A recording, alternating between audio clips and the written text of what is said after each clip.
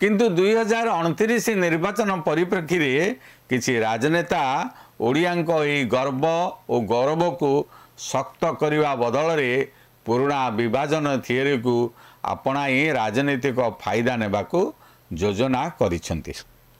निकट अतीत में किसी बीजेडी नेता राजनीति रे ओबीसी कार्ड खेली जाति भित्तिक जनगणना और ओबीसी भित्तिक आरक्षण वृद्धि करने दाबी करथिले। दीर्घ 24 वर्ष है सेमाने शासन रे रहितबा बेले ये व्यवस्था को आपणाई पारि नथिबा बीजेडी एबे एपरी दाबी रखिबा आग को समीकरण बदलैबा को चेष्टा करुवा स्पष्ट होइछि। खाली सेतिक नुहे बीजेडी निज संगठन रे ओबीसी संख्या वृद्धि पाई भी दलर वरिष्ठ नेता रणेंद्र प्रताप स्वाई दाबी करी चर्चा को एबे आसीछन्ति। सेहीपरि विधानसभा रे विधायक अरुण साहू ए प्रसंग रे गृह को अचल करने को भी चेष्टा कर नजरी रही। किंतु 2029 निर्वाचन परिप्रेक्षी रे किसी राजनेता ओडियांको एही गर्व और गौरव को शक्त करने बदल रे पुराना विभाजन थियोरी को अपनाई राजनीतिक फायदा नेबा को योजना करिसेंती। निकट अतीत में किसी बीजेडी नेता राजनीति रे ओबीसी कार्ड खेली जाति भित्तिक जनगणना और ओबीसी भित्तिक आरक्षण वृद्धि करने दाबी करथिले।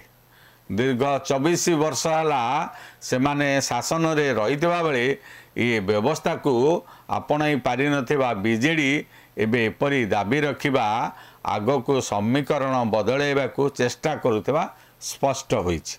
खाली सेतिक नुहे बीजेडी निज संगठन रे ओबीसी संख्या वृद्धि पाई भी दलर वरिष्ठ नेता रणेंद्र प्रताप स्वाई दाबी करी चर्चा को एबे आसीछन्ति।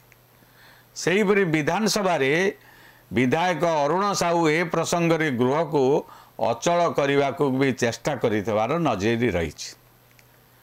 एबे निकट रे कांग्रेस नेता तथा बालेश्वर लोकसभा आसन पराजित होइतिबा श्रीकांत जेना मध्य ए प्रसंग उठाइछन्ति।